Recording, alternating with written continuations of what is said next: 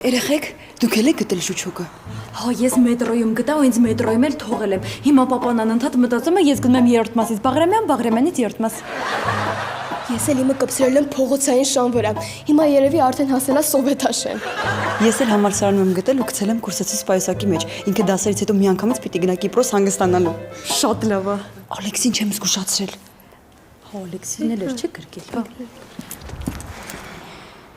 Ալեքս, հիշում ես, որ այսօր պապան կանչեց մեր տուն գրկելու համար։ Հա, Ինքը այդ ժամանակ մեզ չիպավորել է։ այսինքն